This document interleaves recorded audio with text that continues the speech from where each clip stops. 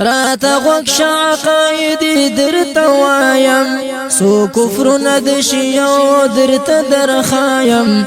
روافض امامیه هم ورته وایي د اثنا عشریه نومې هم د شیعګانو قبقلانو نه تاسو له بیا دا معلومات وشي چې شیعګان د الله سره څومره ورانه لري رسول الله سره صحابه سره او مسلمانانو سره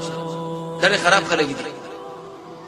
د الله سره د شي عقیده لري نعوذ بالله من ذلک وجه د دولس امامان د رب العالمین ډېر اوچت علم لري زمونږ الله بارک د بدا عقیده پرونی نو هم دانه چې ځه لوره بسمدا کوي د کتاب څنګه ولې پښتو کې ډېر جامع او سری سواله ده هر څلور باندې ویګي روانه ترجمه شوی ده لیکل شوی دی کشف الغطاء د بار مکتبه کې وایي د ټلیفون لور باندې کارتونه وغیرہ اخلو راځي 500 بینن باندې خرج کړي محمد رسول الله ملګرو بارک دې خلکو کما عقیده ده نعوذ بالله من ذلك نعوذ بالله من ذلك ډیر دې خبرې داخله دي شي ویلې دي سړی تاسو ته ویلې نشي یو خبر اسه مشمره خبر تاسو له کومه تاسو په خپل دا کتاب حواله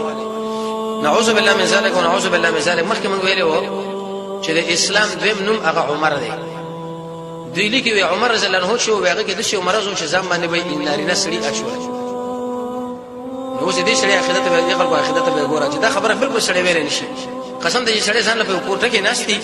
او اصلي عبارت باندې نظر ورو چې د څومره جرأت کړی چې دا خبره کړې ده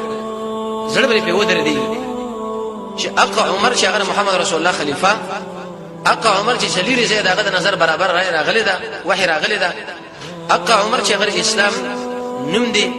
اقا عمر چې هغه سره چې مینه ولر دا به جنت ته داخل شي اقا عمر چې په دنیا کې ورته الله جنت زیری ورکړه ایو سره دا هغه سره شوران لري دا کتاب څنګه ولې به تفسیر